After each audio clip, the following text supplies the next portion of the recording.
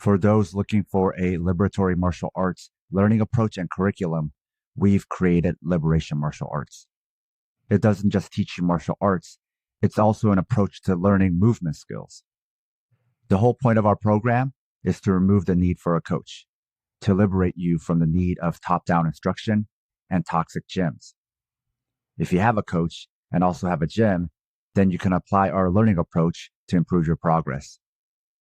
Or maybe you also need a supplemental martial arts community as a counter to the commercial gym you go to.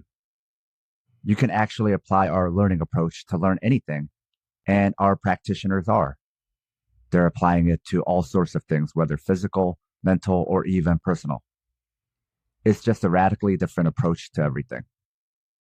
Sign up for Liberation Martial Arts at the Southpaw Pod Patreon, or support us by signing up for one of the other tiers and help us support this project while also getting access to bonus content like early releases of SDS9 with transcripts. SDS9 Season 3 was recorded from the beginning of 2023 to early 2024 and was first published on Patreon. Now that we're done with the season, the entire season is being released all at once on the Southpaw public feed. Find Season 4 on the Southpaw Pod Patreon.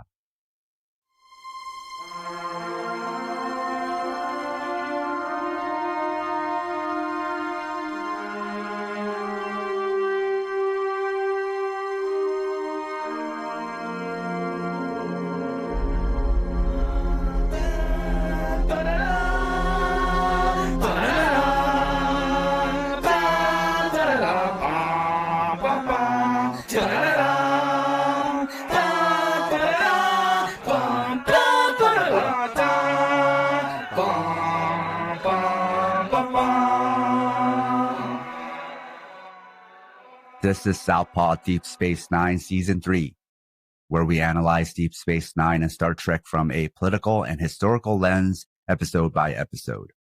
I'm watching DS9 with fresh eyes, and Scott is our veteran Trek fan.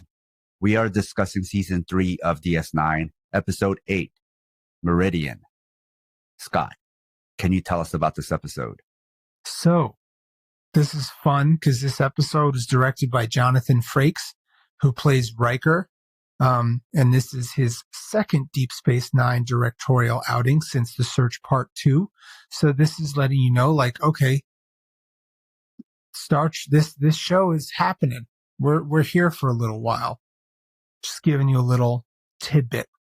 So Kira is having hot coffee with Odo, and Odo's confused, and she explains that even though she could have the coffee made at the perfect temperature, having too hot coffee is part of the experience of having coffee. Odo says that he tried to eat once. His physiology doesn't require food. And he says it was messy. And that's all I want to say about it. This guy, Tyron, shows up and clearly is sweet on Kira and apologizes for his behavior last night. He's trying to flirt with Kira, but Kira says that Odo is her boyfriend, and that her recollection of the night before was not Tyron's recollection of what was going on. So Tyron talks about how money is everything and he can do whatever he wants, and he leaves. And Kira walks away, and you can sort of see that Odo is having feelings, even though they were playing pretend. So, and despite the Dominion issues that are going on in this area during this part of Deep Space Nine in the Trek world, Ben is pushing by and continuing to explore the Gamma Quadrant and takes the Defiant to do some explorations. And they find this gravimetric distortion coming from a planet. The planet was not cloaked. It phased in.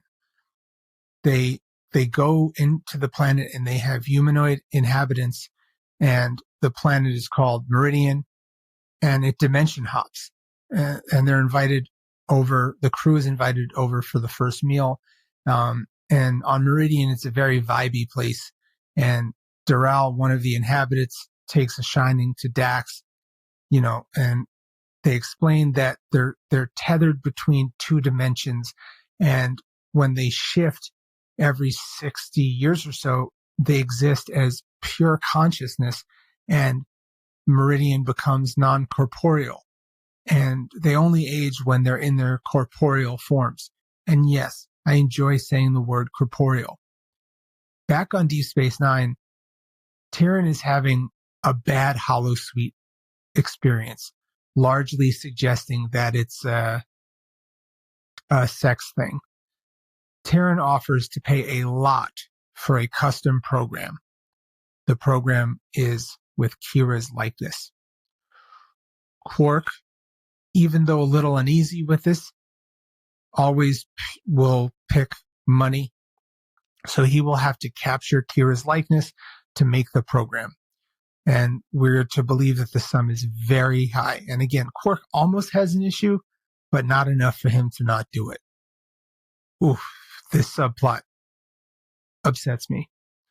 On Meridian, Daryl explains that they came to Meridian thousands of years ago. They were lost, and their numbers have been dwindling because the shifts where they're corporeal are becoming shorter and shorter and shorter, so they have not had time to procreate. And eventually, the planet will cease to exist in both dimensions if the phases become shorter and shorter and shorter and shorter. So Deep Space Nine, the team wonder if they can slow down the shifts. And Dax and Daryl are going to do some scans on the Defiant and figure it out. And the Deep Space Nine team, there's, you have Ben and Miles and Bashir and Dax and some other people. But, that's the basics. On Deep Space Nine, Quark lures Kira into the bar and says that she's the millionth customer. And as millionth customer, there will be a prize. And Kira's kind of happy because she never won anything in her life. And Quark gives Kira some champagne and some Dabo tokens and says, you can have a free hour in a holosuite. And she's like, that's dope. I'm going to gift it to someone else. I don't do holosuites. On the Defiant, they send a probe and scans to try to understand what is going on with the sun and the planet, and if they can figure it out.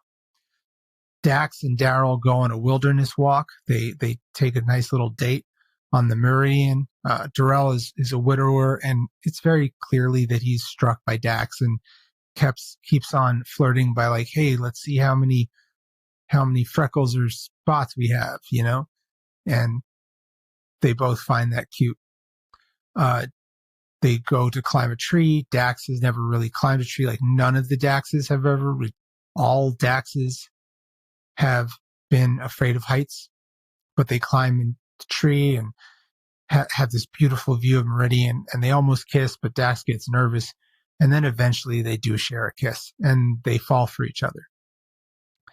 They do math and science and count each other's spots together, and it's very cute. And they realize that they can have Meridian come back next time for even longer. They think they have a fix. On Deep Space Nine, Quark is trying to make a hologram picture of Kira. She catches him. He says he's making a station simulator where people could pretend to be on the station, and she's not interested. And she's like, you need to chill with this shit. On Meridian, they have figured out to stabilize the sun so that the next time they return, they'll be able to stay corporeal for 30 years, which would give them a significant amount to regroup.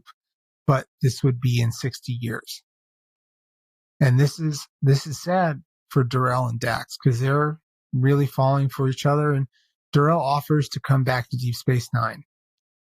Back on Meridian, they are ready to plan, and Darrell tells his people that he's leaving. On Deep Space Nine, Terran is growing impatient.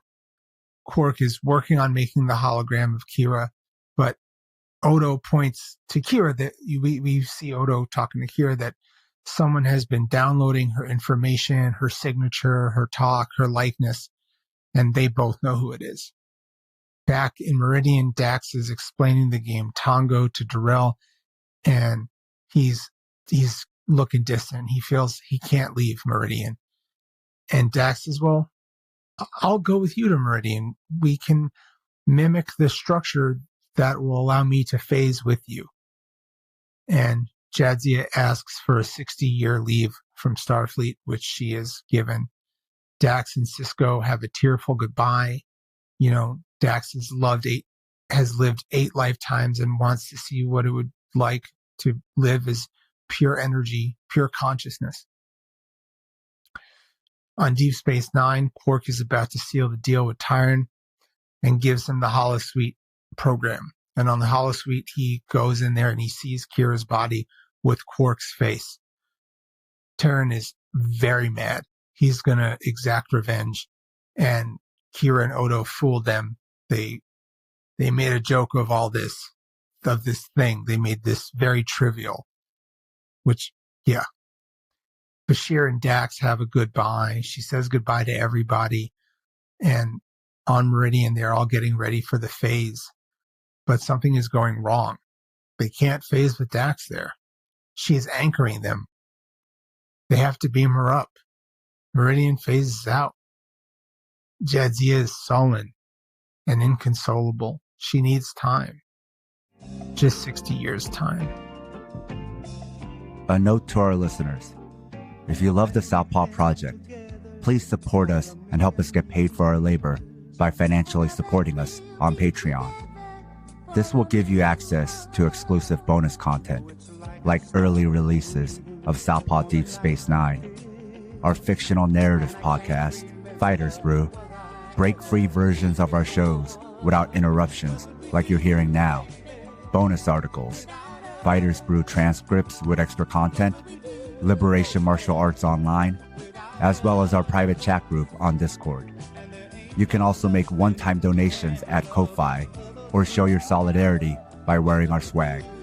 You can find all pertinent links at southpawpod.com.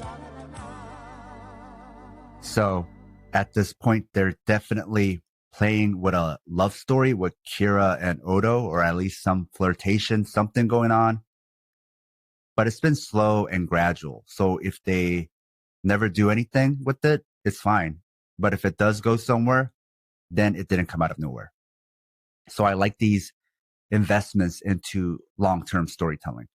Yeah, you're starting to see them having feelings for each other has been gradual, and the progression of them making faces to each other, it's logical. It's not a ship that is out of left field. And I'm not saying the ship is happening. It's just like, yeah, as you're saying, if the ship happens, ship being short for relationship. But if you're listening to a genre nerd show like this, you know the term ship.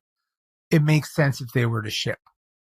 Yeah, even the last episode was building upon this. So it's not overt, it's not in your face, but something. So now in season 3, DS9 is not only a space station story, they also have a military grade starship, and they're going to use it like they do in this episode. Also, like love stories and slow builds and gradual flirtations and feelings growing, we're also exploring sex pests in this episode. This time we see a rich sex pest that sees women as property to purchase and control. And we see that that's still very much alive and well in the future. So even in the future of DS9, property, ownership, currency, money, capitalism, unfortunately, is hard to abolish. Yeah, and I have a lot of issues with the B story of this episode and how they didn't make it that big a deal, because what Quark and Tyron are essentially doing is creating deep fake porn of Kira, which is so gross and is becoming a real issue in the world. And anybody thinking like, oh, I would just watch a deep fake pornography of a famous person, that is so fucked up on so many levels. Sex work is real work, and adult entertainment is great if you're into it. And there's also problems with it too, but it's not one way. However, it's consenting to create somebody's likeness on a hologram is not consent. And it just raises all these issues. And I don't think they were considering, because when they were making this episode so long ago, that, oh, this is some like next level sex pest shit. They're like, oh, it's cute. We're making a video game of Kira. Like, because if based on evaluations of now, this is a pretty terrible thing that Quark has done. Probably the most terrible thing he's done on this show thus far for me. And they're not treating it that way.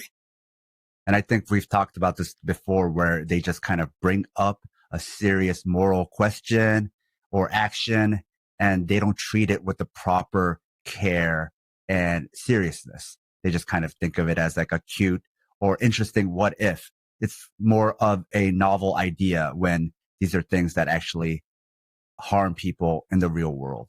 Right.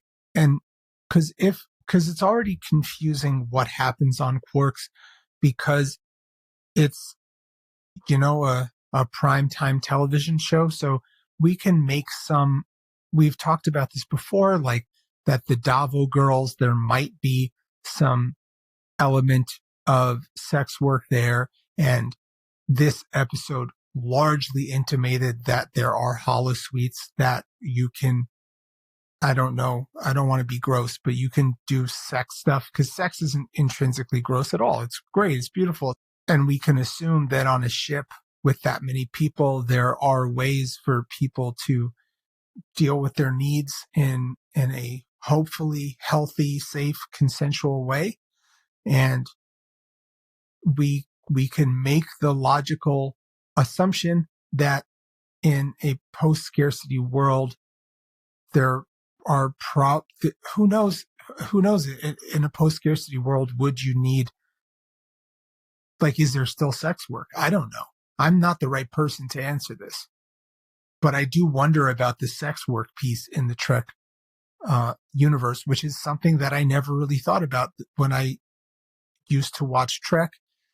And it's only in rewatching Deep Space Nine with the leftist lens and enjoying all of the new Trek shows that deal with complex topics head on, that allow me to consider and think about how that works in the Trek world.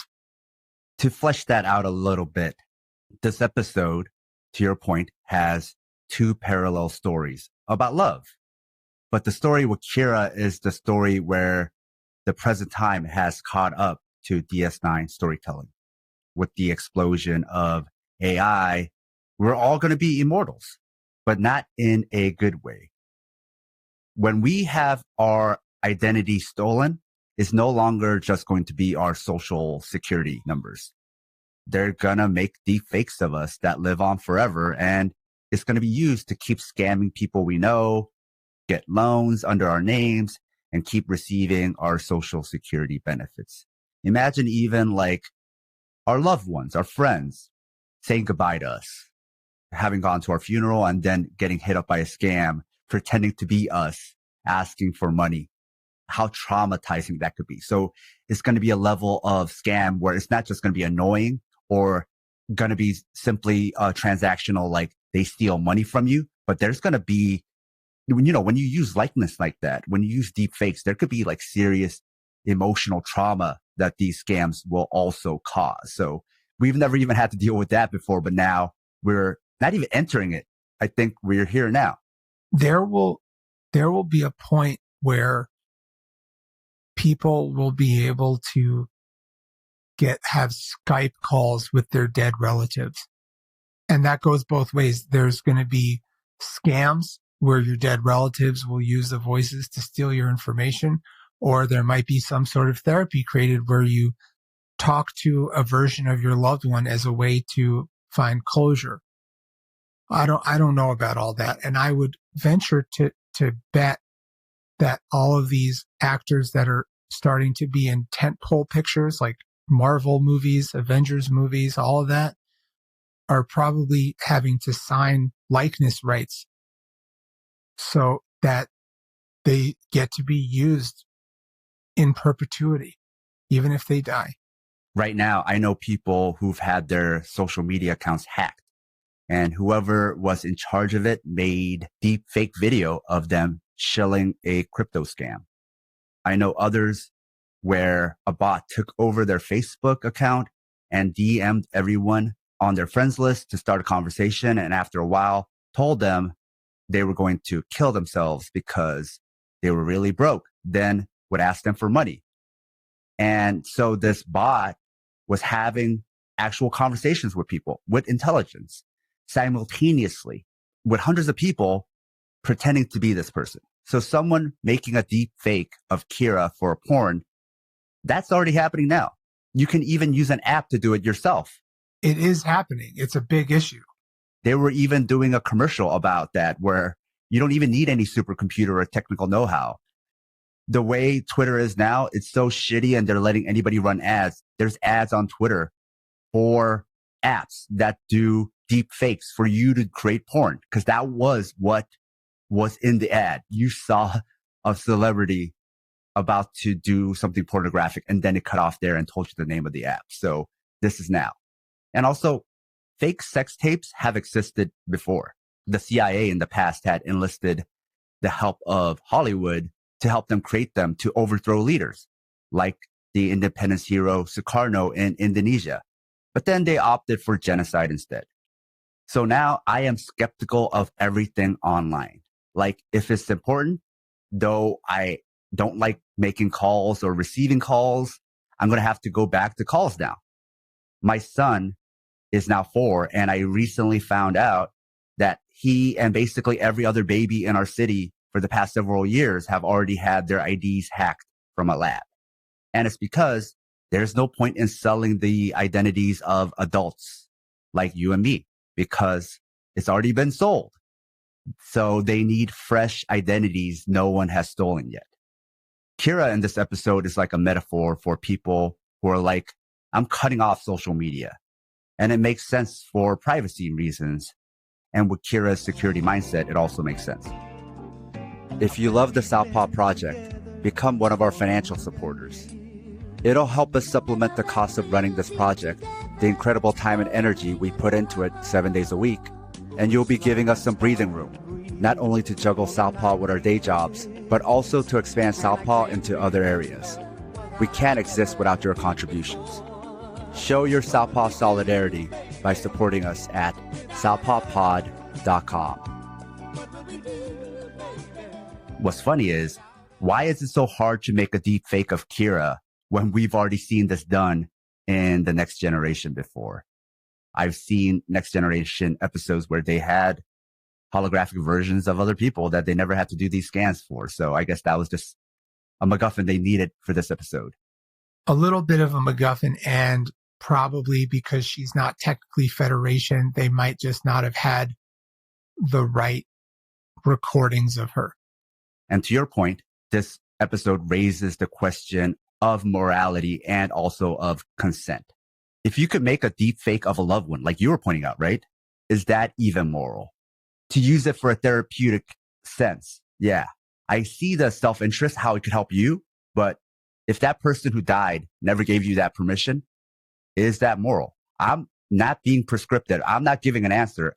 I'm just raising this because these are questions that need to be raised. Let's say you wanted to do a deep fake of, let's say, a celebrity for romantic reasons, right? Like, as you mentioned, is that moral? These are moral questions we've never had to think about until now. Who owns your likeness and image? Not in legal terms, but in moral terms. Even like what Quark is doing. Is this trafficking? And also, the other thing is, do the deep fake life forms get consent? You could have a deep fake, but it didn't seem like that guy wanted a deep fake that was like, yes, I want you. You know what I mean? It could have been also a deep fake that says no. Then what happens? Then it gets even worse and even more problematic as far as morals. And in previous episodes, they've already made canon that holographic life is life. And I even raised that when you do that and they're not going to keep that consistent, then that's going to lead to problems later on with the morals of this show. So with all these questions, I'm not saying I know everything, but this episode kind of just haphazardly raised all these questions. And also right now, people just fucking around with technology, all these Silicon Valley bros creating all this technology, and they're raising these questions and they don't even care about it. They're not even thinking about it from ethical terms. I saw a Korean movie not too long ago about somebody who had their likeness used to be replicated and used for like commercials and like used to be a generic voice. And, you know, that person is dead, but it's like, can a company, can somebody, even if you sign off on it, do they have the moral right to own your likeness, to keep you alive for eternity, to keep reusing you over and over again, right? These are questions that I don't think we often think about. And those things, some of those things have already been around. Yeah. You know, a couple of years ago, they made a documentary about Anthony Bourdain called Roadrunner, I think it was called. And they used AI to replicate Anthony Bourdain's voice to voice over some of the things he had written. And at the time, this was very controversial. This was very new. And now there's TikToks of just like this trope of Donald Trump, Joe Biden, Barack Obama playing video games and talking to each other. And people are just acting like it's this totally normal thing. But this AI voice stuff is really creepy. And it's very interesting that the A part of this episode, I'm not even that interested in. It's the side part that I'm like, this really frustrates me. But it's not just the writers of this show. To your point, right? A lot of people are engaging in this moral gray area without even thinking about what they're doing. I've heard people just like, oh, I like making deep fakes of people, you know, as pranks or as fun. It's like, I think because there's no barrier to entry, because it's so accessible, they think it must be right. And things that are wrong, those are harder to access. And it's like, that is no way to judge the morality of something, whether it's easy to do or not. But that's often how we operate. If it's easy, it must be right. It must be moral. If it's hard to do, then it must be immoral, or at least something to consider, right? And it might be more that if it's harder to do, we just have time to think about what are we about to do. And if it's quick, then we just don't even have the time to think about what we're doing. We just go right off of impulse. But just because it's done quickly doesn't mean it's good, and doesn't mean that we're not doing something that could possibly be immoral. And you raised a lot of good points, because in DS9, they're saying Kira owns her image and it's immoral to take it without her consent. But that's not how it's always treated on Star Trek. And there's no moral consensus on this now either. And they didn't really make this side story even like as serious as it needed to be, with the care that it needed. And there were also characters that were doing things that were very immoral, and that was handled very nonchalantly. And even what was happening to Kira didn't seem like that big of a deal. It's just kind of like, oh, you try to mess with me, I'm going to mess with you back. Ha ha ha. We're all friends. It's just a prank. Because in the end, the person who wanted to take Kira's likeness gets his comeuppance and crisis is averted. But in real life, there's no way to avert such a crisis. We're in permanent crisis. Like I think everyone I know, including myself, we're all in a permanent state of anxiety with no end. I know, Scott, you were talking about that in the last episode. And what's unfortunate is even the lack of consensus and thought on DS9 reflects how we are right now with all of this technology. You said people are just doing this type of thing that the main antagonist to Kira in this episode, people are doing that now for shits and giggles. And I guess that takes us to Dax's story. This is another pre-existing story tradition. It's the ship that appears once every number of years, or the star, or a town, or a time traveler, which is really a metaphor about time being fleeting and precious, and life is fleeting. Death isn't the end, because yes, that person dies, but others around them keep living and move on without this person. It's the end for you, but for others, it's the end of their story with you. But their story goes on, and that's life. And so we theoretically ought to appreciate our loved ones more and also appreciate our own life more because it's fleeting, but also be better to people because even if we die, their memory of us lives on. I don't know if this story nailed all that, but that's what stories like these tend to be about. But like you, I felt the Kira and Quark story was more interesting than the Dax story, even though it was the B story. But they also are related in that the A story was about things being fleeting and ending. But really, with the holograph and deep fakes, it's like without your consent, you could just keep living on forever. Scott, did this episode work for you?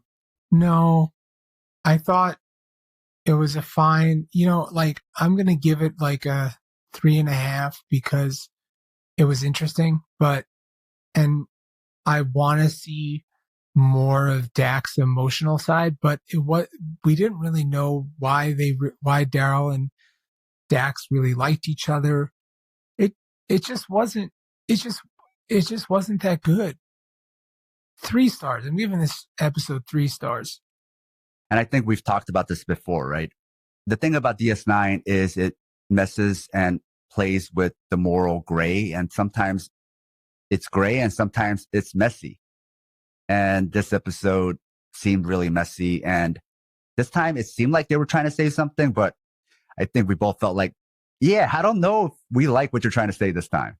I did not like what they were trying to say, and I'm never going to look at Quark the same. Scott, can you tell us about the next episode? Yes, I can. So I did a little foreshadowing by saying the director of this episode. So this season, which is where they say Deep Space Nine grew the beard, gets a visit from the character for whom the term came from. I get to finally understand what that means. All right. Until then.